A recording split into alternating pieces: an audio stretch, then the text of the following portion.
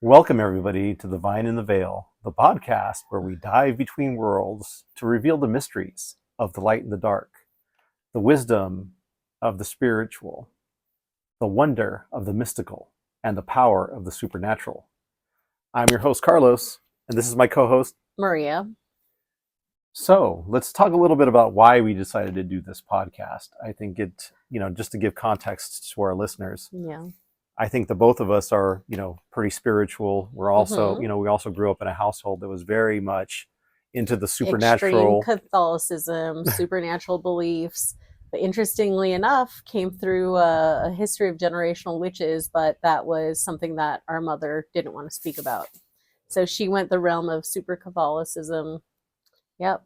Yeah, but it was really interesting because it was like everything that didn't have to do with the church was considered a sin or evil. Yes. And we were pretty much indoctrinated into that. But as we started understanding and doing our own research, we discovered that there's this entire world of spirituality, mysticism, and yeah, there are supernatural elements to it. So it has been a discovery, and we hope to take you on a journey with us as we start really digging into a little bit more of each one of those things and talk in depth about it, and hopefully give you guys some perspective, our perspective, and let you form your own opinions on what exists in your reality through your viewpoint. So I think we should get started. Yeah, let's do it. All right. So in our podcast, in the first episode, we delve into something that I think most people have heard of. Maybe some people experienced it, and it would be really interesting to kind of know. You are either a giver or a receiver. You're either a giver or a receiver. So wouldn't it be interesting if you could, through a sentence, change somebody's life completely, change the trajectory of where they were going? And the topic that we want to talk about are curses and hexes. Are curses real? Do they exist? Or is it belief that is something that is necessary in order for you to be cursed or hexed? Right. And I know that there's a lot of cultures that believe in this across the world. So why don't we start with a little bit of a history of where did curses start? Right. So I did a little homework and went all the way back into the 2000 BCE. Ancient Egypt, of course, are leading the way. Pharaohs had a magical way of dealing with enemies called execration. That sounds rough, right? Whatever that is. Well, it was actually called execration text. The priest would write down a rival's name in a clay bowl or a figurine and perform a curse. They would smash it and then bury it into pieces. The idea was simply to destroy the object, and that would destroy the enemy's power. So basically, it was Egypt's way of doing what we now do in social media and block a person.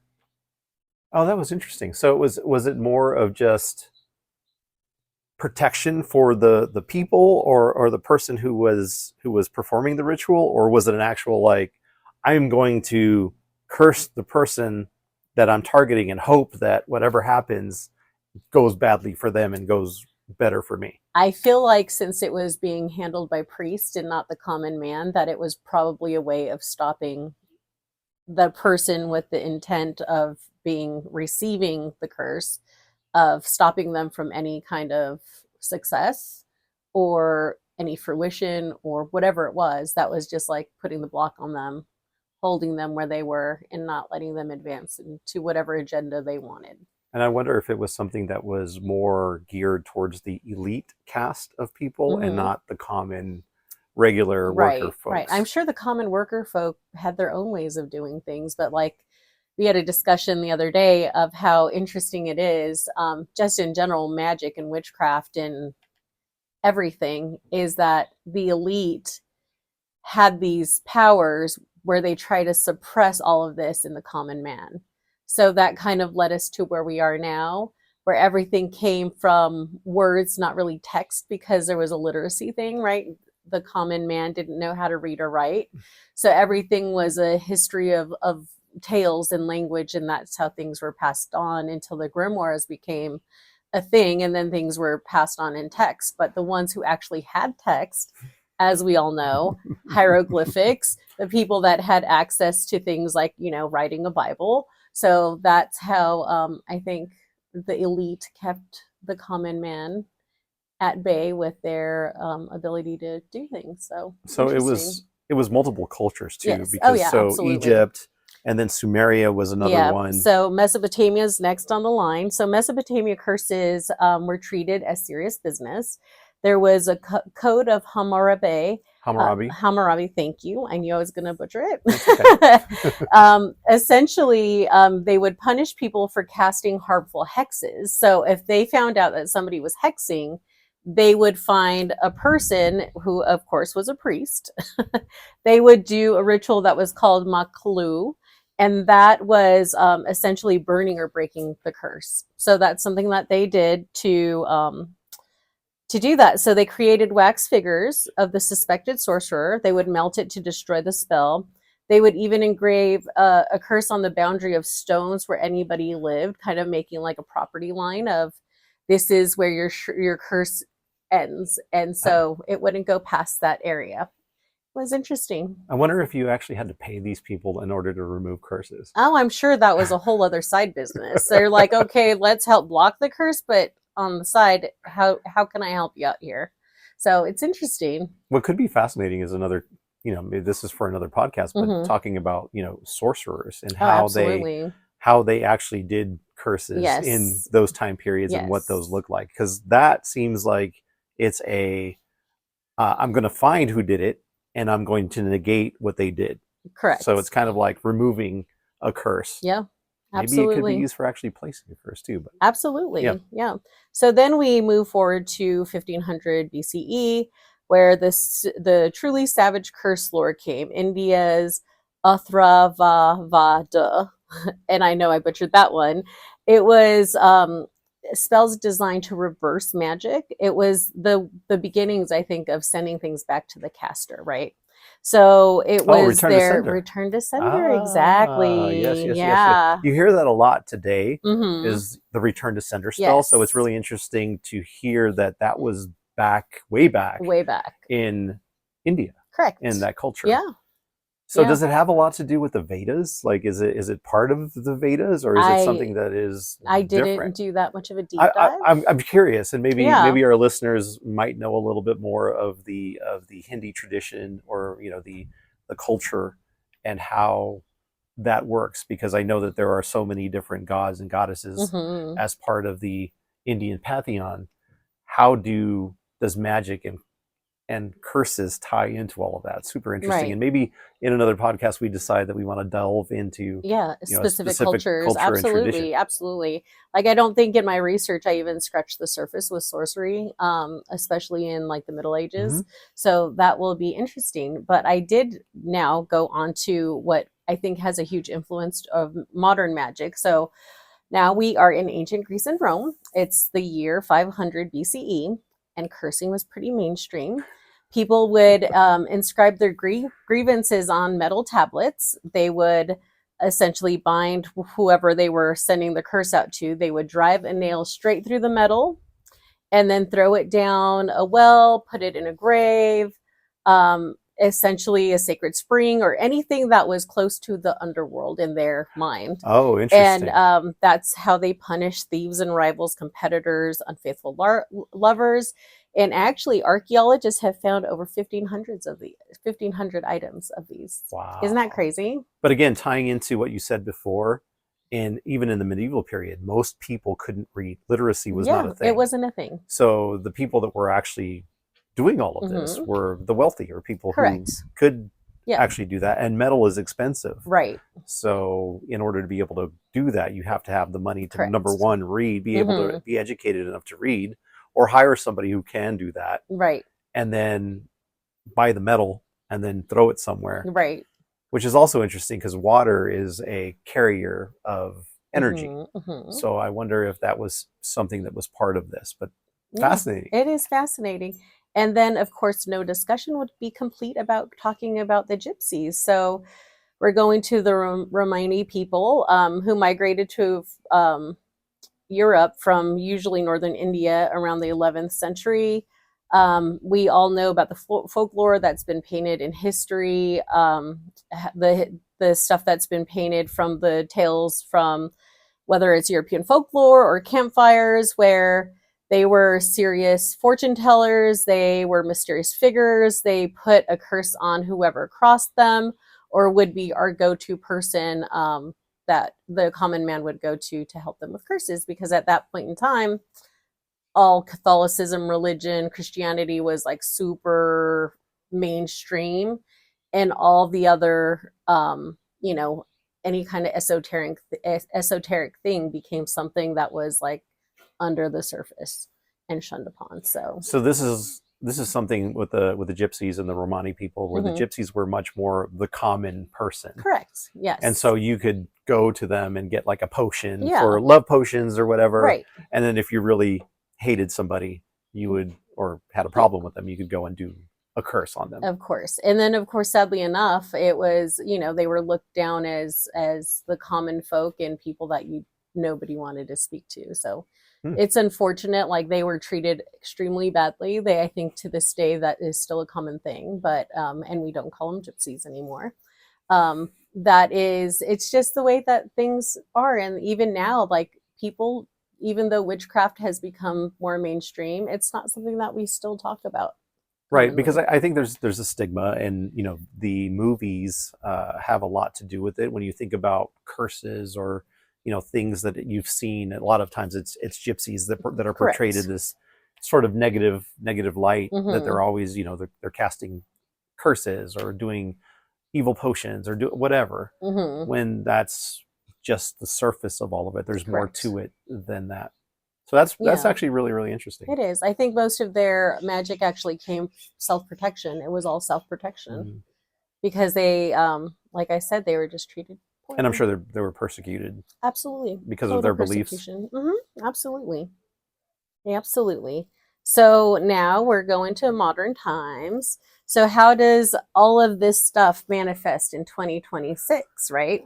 Um, we now have multiple religions. I think people, started the chain reaction of being able to travel to different lands, a mixture of cultures. Hoodoo, voodoo, rootwork, Santeria, Palo Mayombe, those are all rooted in African culture. They are also misportrayed. Usually that's like everyone sees the Hollywood version of voodoo. Mm. But the true thing with voodoo is usually balancing good versus bad, right? Good Mhm. versus bad in protection. So it's usually them working defense and not necessarily something where the intent is bad from the beginning. This, yes, zombies were a thing. I don't know how many of you have actually done research on that, but it was usually came from the blowfish, that they were able to, use that poison in order to make somebody look like they were a zombie. But that's maybe a story for another time. So I find that very interesting, in that a lot of these practices were originally, they were outlawed Hmm. by the church. Yeah. What the Catholic Church was a huge thing, Yes. especially when people came in and they colonized. Hmm. So they either forbade things to happen, or they try to incorporate them in some way. Correct. And for a lot of these cultures to survive, they worshipped saints, but they were really worshiping Correct. whatever deity it Their was deities. that was part of Correct. their culture. And this is Yep. why, in Santeria or some of these other more African-based religions, Hmm. and even some of the Mesoamerican stuff, Hmm. you get a lot of mixture between Correct. Catholic saints and the actual deities that were Right. worshipped by them, in order to keep them alive and keep practicing them. Absolutely. Absolutely. Again, we, like you said, Catholicism, brujeria, Latin American traditions, Cinco Muerte, like they all use usually the saints. And then we go to our traditional witchcraft, where there's a belief of our traditional witches, which don't believe in the reversal of the three, like whatever you give comes back to you threefold. And then you have a lot of the Wiccans, or that actually believe that that is a thing, like your whatever you send out to somebody comes back to you in threefold. So it's just really interesting. I think that with the advent of social media, with the rise Hmm. of social media, witchcraft has become like super popular. I think there's a Correct. lot of people that consider themselves practicing witches or Hmm. Wiccans or identify with something, right? They Right. either identify with Hecate or Lilith, or Right. who has become the embodiment Right. of magic and that sort of practice. And it used to be something where if you were a witch, you were looked down upon. And Yes. now, if you say you're a witch, people are okay, much Yeah, more whether they believe it or not, right. it's something that they will acknowledge. They're not going to tie your hands and throw you into a body of water to see if you drowned. I don't even remember what that was about, but yeah, I mean there's so much persecution over the years. Mm-hmm. So like whether it was the practices that were being handed down verbally or in a grimoire, like we didn't talk about it. Witches didn't talk about it. No, because they They were did not burned, want to right? be known. You're burned at the stake, thrown into water. It's just a horrible horror. Your own family would turn on you. Like there's just horrible things. Mm-hmm. And then now it is more mainstream. People are curious.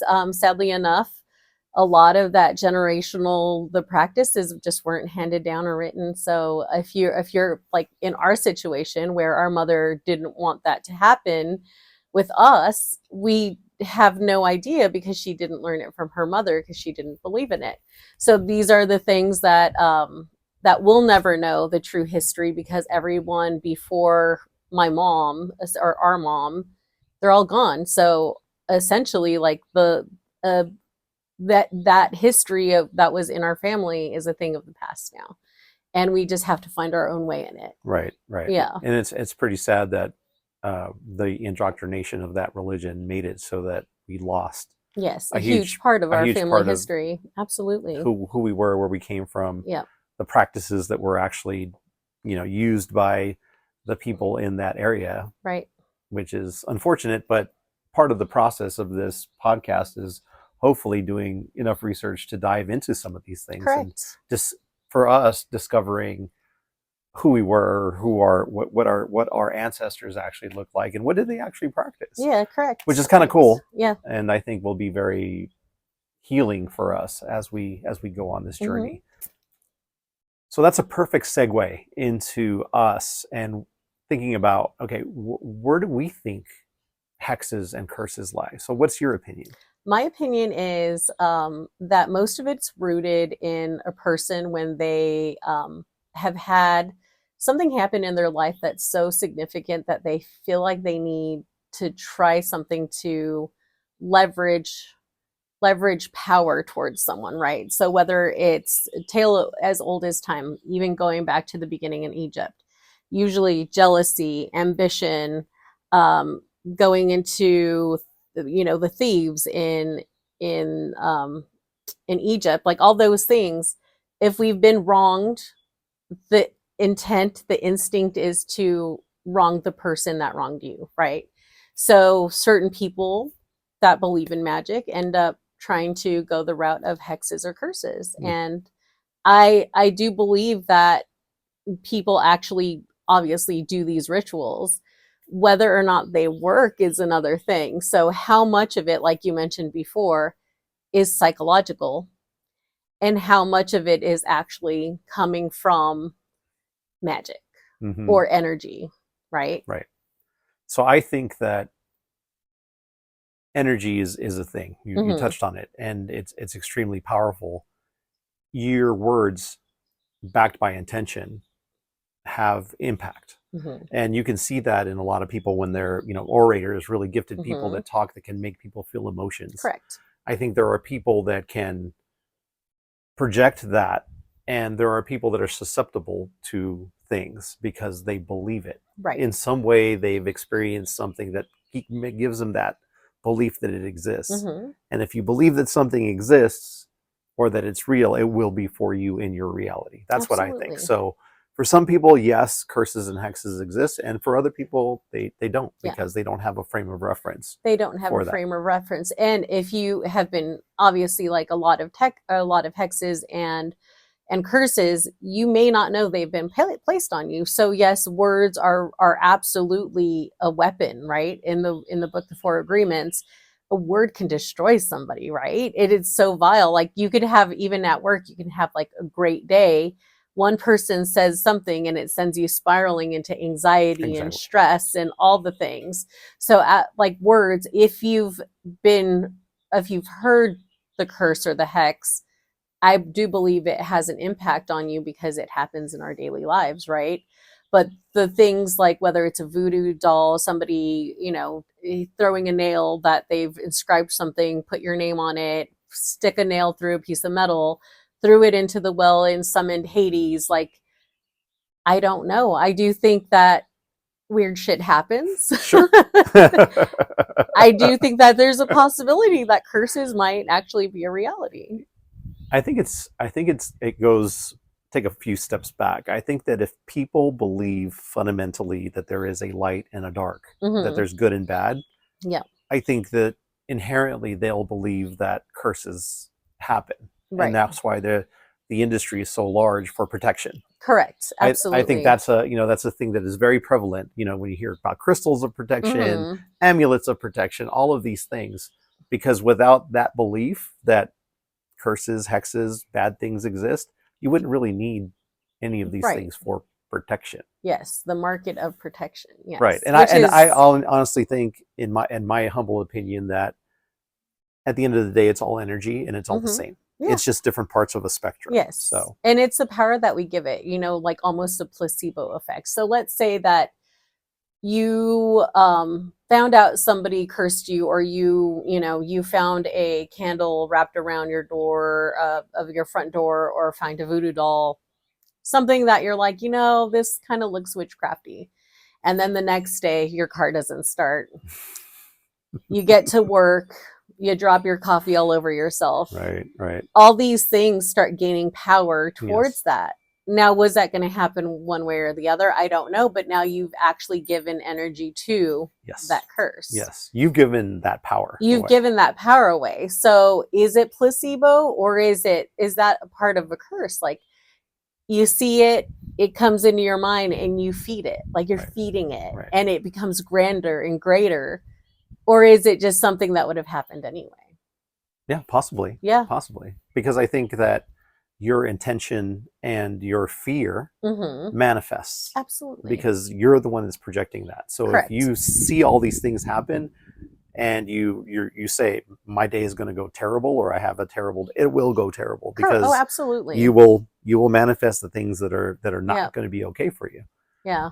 Conversely, if you say, I'm going to have an awesome day, then your perspective changes. And even if something doesn't go right, at least you know that your day is better. Yeah. Because you're like, yeah, this didn't happen, but this happened, and so my day is great. Yeah, absolutely. So I think at the core of it, that's a belief system that's ingrained in you. Yeah. And I think that media, social media, movies, because think about when you were a kid and you saw a movie about, somebody getting cursed, or remember the movie The Craft? Yes. Where witches were binding. Yes. Or, they gained power by doing all of these rituals. That sticks in your head. Absolutely. And so something happens that's remotely similar to that. And now you go back to like, oh my God, I must be cursed. Or somebody bound me and now I can't do anything.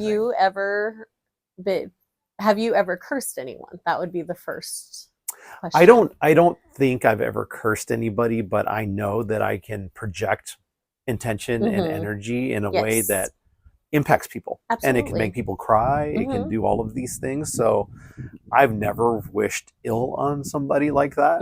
But if I think that if I really focused my intention, and I could probably do that. Yeah, I agree. If they were susceptible to it. I do think that in some certain circumstances, especially let's say in a friendship group or in a workplace, if somebody wrongs you, or you felt like you've been wronged, or they wronged somebody you care about, there's way to leverage whatever is in that person's life. So let's say somebody did something wrong, and let's say they're not a great employee. So you start leveraging like, hey, did you hear that this person did this?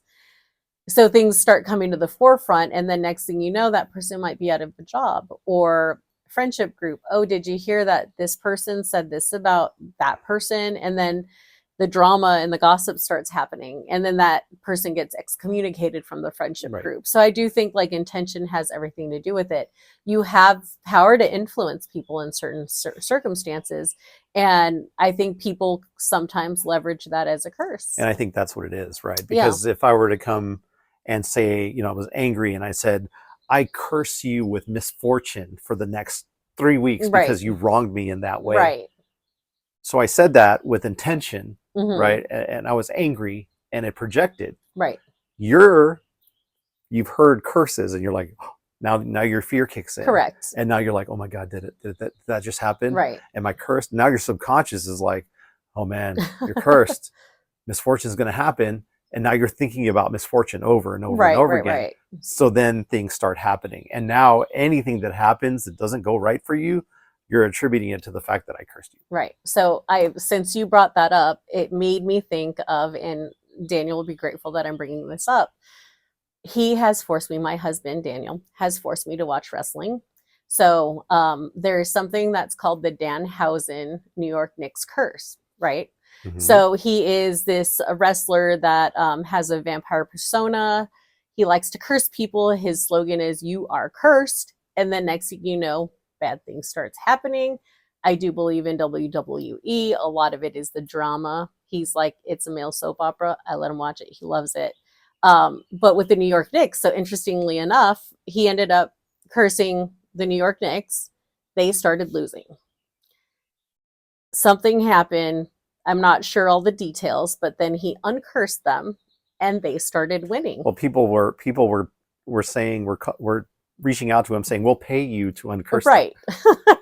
It's so fascinating. So then New York Knicks start winning. And so now Danhausen's wearing New York Knicks shirts. It's just really interesting how whether or not the intention, because it was a spoken word, actually led to people maybe underperforming. I mean, I don't know. It's interesting, but energy can work like that, right? It's crazy. So that's I think that is another level of I don't know, curse manifestation, Mhm. is getting an entire group Right. to think and about something and Yeah. to put energy against it. Absolutely. And this stuff was on like ESPN, which like blew my mind that they were talking about Danhausen's curse on ESPN. But anyhow, I Well, when thought you it think was about interesting. the other one too, which is the Chicago Cubs curse. Oh, that's right. Yes. And anytime that they got close, it was like, oh my God, now they've been cursed. Oh, the curse is back. Yes. The curse is back. But and then they broke the curse. They broke. I mean, was it the socks that I can't remember the name of the pitcher wore like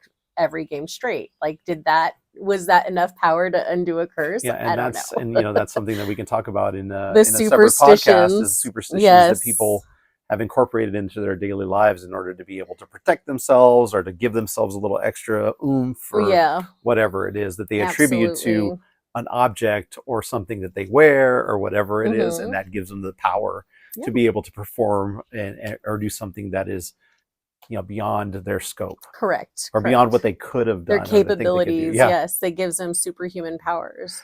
So have you ever been cursed? I don't think I have ever been cursed, but I do think that Daniel again. Oh. I think seems like Daniel has a lot of energy around him. I do believe Daniel has been cursed, and actually by one of my former best friends. Oh. Yeah. And what kind of curse was it? Like, if you had to... I believe it might have been like a culmination of multiple different things. I know for sure that she was hitting on my husband. I hadn't seen her in years. She came to visit. Next thing I know, she's hitting on my husband. We went out for drinks, her hands on his thigh. I was like, that's kind of inappropriate. We didn't get into an argument, but there was a lot of like weirdness. So then I gave grace. I was like, maybe I'm wrong in misinterpreting that. So we meet again years later. Daniel joins us, and it's there again. Like, there was a point in time where like she wouldn't even leave our hotel room. Mm-hmm. So after that moment, Daniel started having weird things happen to him, right? I don't know if it's a curse or the evil eye. Are they the same thing or are they separate? I kind of think that they're separate. I think it's like the wanting of something, right? That intention, like, unless you get it or touch it or whatever it is, it ends up manifesting energy. I don't know. Hmm. I don't know. But anyhow, I do think that it was like jealousy and lust that might have led to that curse. So for him, what started happening was um, just random weird things. He got into a car accident. He ended up having random things just start breaking on him constantly. And it was just crazy. Like all these weird mishaps started Hmm. happening. And so that led him to believe that he was like, hey, maybe your friend put the eye on me. And I was like, you never know. So, just out of curiosity, one of the things that our mother did do that was from her family practice was the egg cleanse. Hmm. So I did the egg cleanse on Daniel, and then I also did Reiki on him because I did practice Reiki as well. Not as a mainstream thing. I actually only like using it on pets, but I did use it on him. And after all of that happened, then the weird things started going away. Obviously, she's no longer in our lives. But yeah, I Hmm. think that was the closest that we had to. That's interesting. I know a lot of people talk about attachments Mm-hmm. or a manifestation of something that Correct. attaches to somebody else, like an energy that attaches to somebody else that can cause things to happen Right. in unfortunate ways for people Mm-hmm. or have an impact on their lives in a negative way Right. if you believe in energetic attachments, because that's Correct. similar-ish to what we're talking about, Right. where somebody can go and do a ritual or cast a spell of some sort Mm-hmm. that sends negative energy towards somebody that attaches. Yeah. And part of it is figuring out how to remove it, and this is why it's become a pretty big business for Right. people Right. to remove Correct. negative energies But or then challenging energies. also, like going back to his experience, is that again a manifestation that he gave the energy to? Because that accident, would that have happened anyway? Like, Sure. was that the beginning of like him giving that his thought of a curse, giving that power in manifesting Yes. it? Like, was that it? And then the cleansing, that action was a way to like stop all that, because the hope that this is broken came in, and then that's what ends up stopping all of it. Yeah, because I mean, I think that's you're the only one who can actually manifest something in your reality, Mm-hmm. and that comes from your subconscious and your belief systems. Mm-hmm. So if you start to believe that that's a thing, it will be a thing for you. And so the cleansing is just basically you feeling like something external is getting rid of something for you when it's Right. not that. It's actually you getting rid of whatever it is that you created for yourself. Right. And that's why people feel better after they go get cleansed, because for them it's something that is ritualistically done that they believe so much in, that basically has that effect on them to be able to say, oh, it's done, I got cleansed. Well, Right. you were actually the one that released all of that. Absolutely. Absolutely. I do think it's fascinating. And then, you bring these things up, like, is the protection thing, is that a market? Like, is that something that's real, or is that something that has now become a leverage of actually I do remember going to our county fair years ago, and I had gone to a fortune teller. Like, I thought I had never gone. That was like the first time. I must have been like my early 20s, and I was nervous about it because my mom was always like, "Oh no, they're evil, this and that." I ended up going to a fortune teller. Of course, like there always some truth to what they say, but again, it's truth for all women that are in their 20s. Um, but the fact that she was like, "Oh no, somebody did something to you. I need $1,200, and these are all the things I need you to get in order to uncurse you." Yeah. So as there are some, legitimate practitioners out there, but there's a market for those that are not, and they like to leverage a lot of money Mm-hmm. into people's vulnerability, which is crazy. I didn't pay it. I did not go back to her. So let's move into that next phase of cursing, right? There's generational curses. Oh, yes. And I think that those are interesting because if your bloodline is cursed by somebody, which is kind of wild that actually happens. I think a lot of it has to do with the fact that is passed on from person to person in a bloodline, because when you are small, everybody talks about it. Right. Oh, it's the curse. It's the curse. So from the very beginning, you're brought up to believe that your whole generation has been cursed. Right. So your entire belief system is based on that. Yeah. And everything that happens to you, you attribute it to the curse. Absolutely. So this is why it keeps going from generation to generation, is because from the very beginning, when you're the most susceptible, you're believing in that happening. Right. And everybody gives examples of like, oh, well, it happened to Aunt so-and-so, and this person fell and broke their leg because of the curse. And now you think that your whole family is cursed. Right. Which, how many, let's say they broke their hips in the 70s, 80s, and 90s, like that's so common with people that age. It could just happen. Or is it part of the curse? Practical magic, that's a generational witchcraft story. Sure. Yeah. And everybody has seen that movie. So all the lovers end up dying. Right. And it's like, do you give credence to that? Well, if you've heard it since you were a kid, you manifest that as part of something that is you. And so of course it's going to happen to you. Yeah. I mean, one of them just had really poor taste in men. So we talked about curses, we talked about hexes, and in this day and age, I think that people are just throwing it out there, right, left and right. Yeah. Because they hear it, so they're like, yeah, I'm going to do the thing. Mm-hmm. Do you think that there is some sort of energetic blowback that happens? I don't know. I don't think so. I don't think so. I mean, if you're sending it back, let's say that you yourself, you didn't practice witchcraft, but you knew somebody that did. And they're the ones that place the curse. So if they're putting that curse on somebody, does that go back to them threefold, or does that go back to the person who hired them to do that? Or do you even believe that? Or do you even believe it? I don't believe it. Yeah, I don't either. I don't believe it. I know that there's a mixture of thought out there. Of course, a lot of that is probably a fear of, Christianity that got thrown into the mix, and now there's that belief is there that everything that you send out comes back to you 3 times.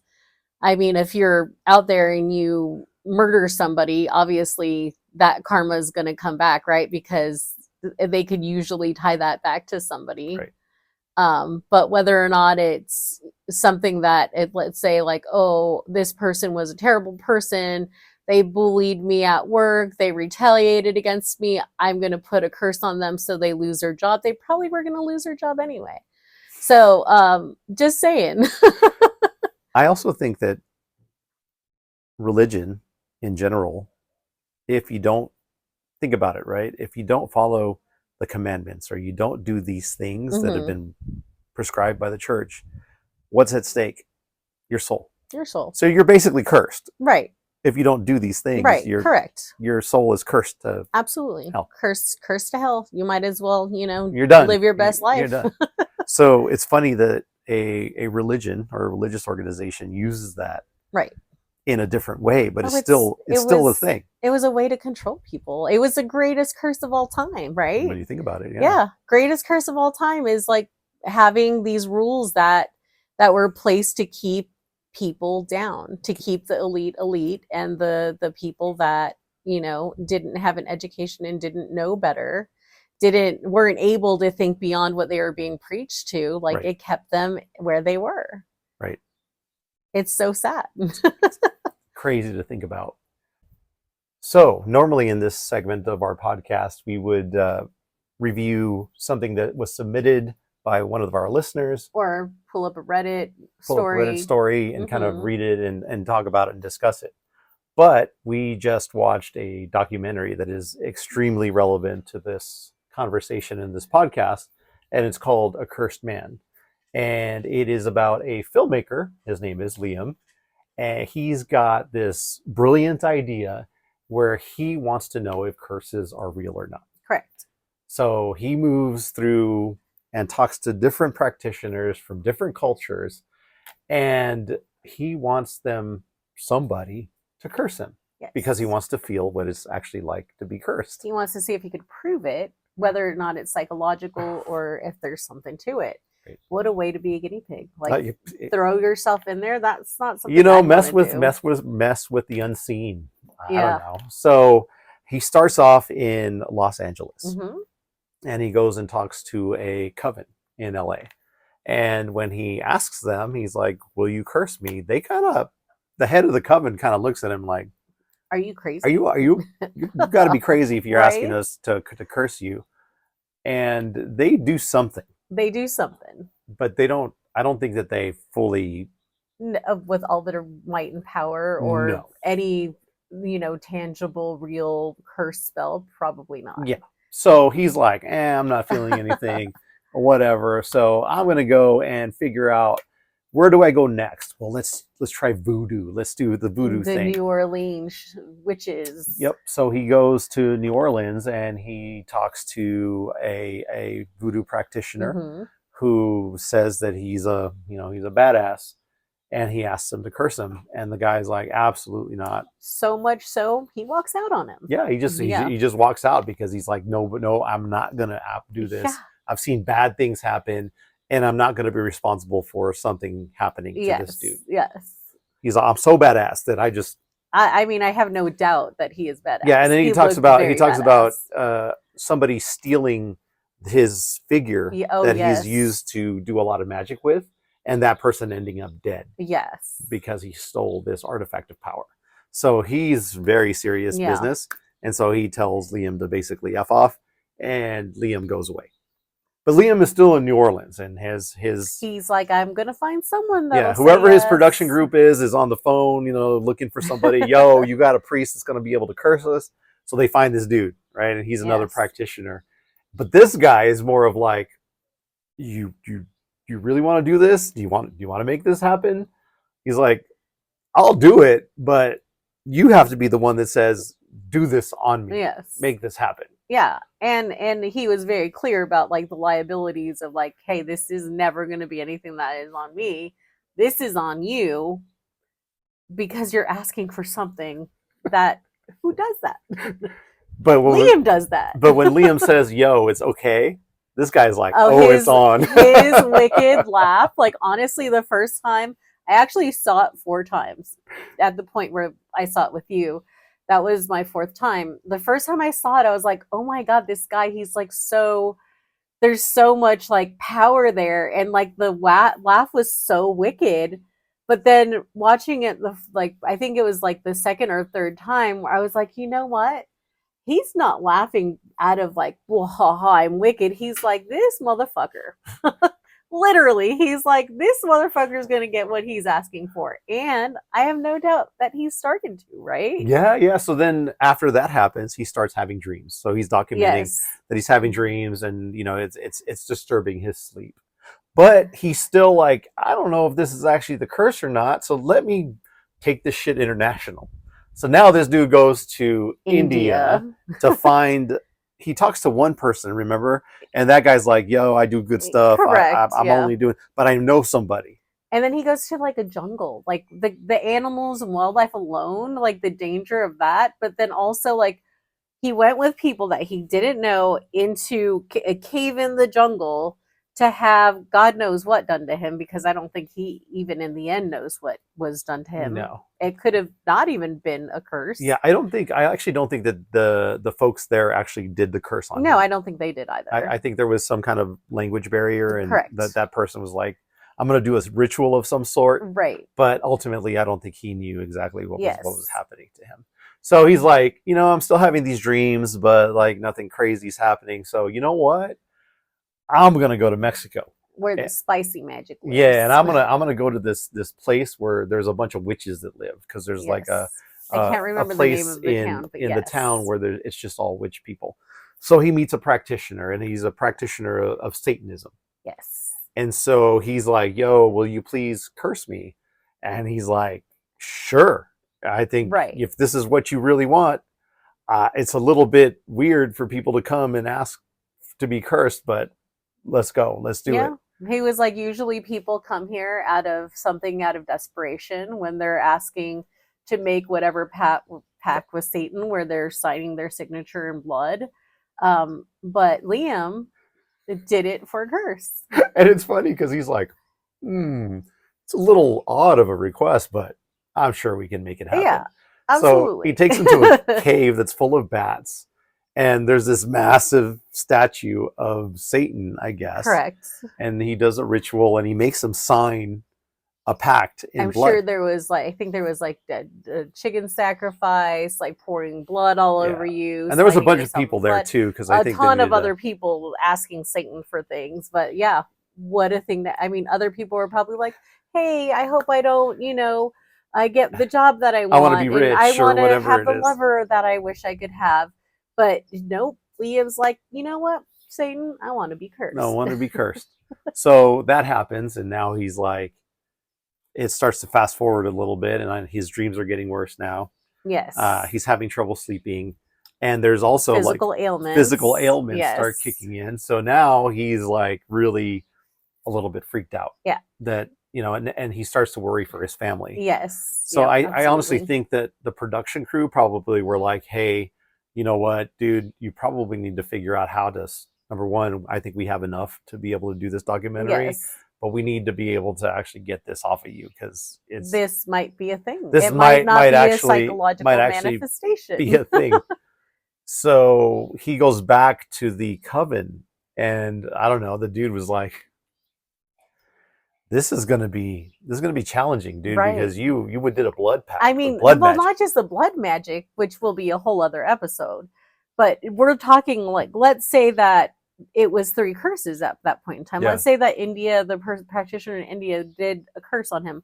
He needs to undo 3 different curses from 3 different religions. Right. Like, come on. The blood magic one alone, but you're talking about 3 curses. Like, wow. Crazy. Yeah, so he crafts a ritual of some sort. And I wonder if he's using, old magic, old grimoires, or if he's got enough experience to where he can craft something that is applicable to this. Correct.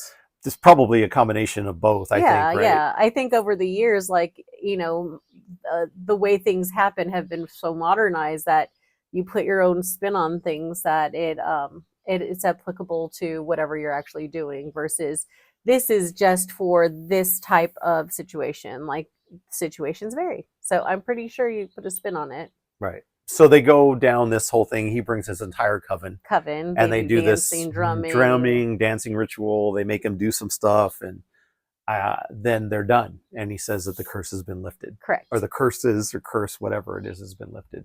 And so he begins to feel better. Correct. And I think that it's, you start to wonder whether it's just the fact that he went through this whole thing that's supposed to be cleansing for him that made the curse go away, right? Or did the curse even happen, or did he, because he started to believe these things to happen, that those had an effect on him? I mean, if you're bathing in blood, that psychological impact on yourself, especially going into the cave and all the scary things that he was around, I mean, how would that not affect you psychologically? Right. Like, it, especially if you look at everything, even in media, of all the things like of Satanism, like right. It's hard to separate or have a non-biased view of Satan, correct, or Satanism, correct, because it's been labeled as bad, right? And right. Evil, Satan's evil, and all this is the devil. You sold your soul to the devil. Yeah, you wrote the blood pact and you did the things, right? So I think that had a tremendous psychological impact on him, right? And I think that's what allowed that to manifest in him. Absolutely. It escalated the energy so much more, because I do believe that, words have an impact in whatever words are spoken in and the creation of spells, like that is an energy in motion right Well, I there. mean, I think they made him utter some shit too, right? Like They, he yes, was saying things. he had to So utter stuff. I'm He had like, to say things. yeah. And just, oh, I can't remember the words of it, but you know, whatever we say, whatever words come out of our mouth, they're not gone in that second. Like the, what is it called, the energy keeps on like pulsating, and that the spoken word just goes around. I can't remember for how long, but there's a time frame. Whatever you say is lingering, Right. right? It's the residual. Yeah, and I think that energy manifested in what he was projecting. Right. And so he believed it, and so it started to manifest Yeah. in him and the Yeah. things personally Yes. to him, right? The dreams Absolutely. and stuff that he was having.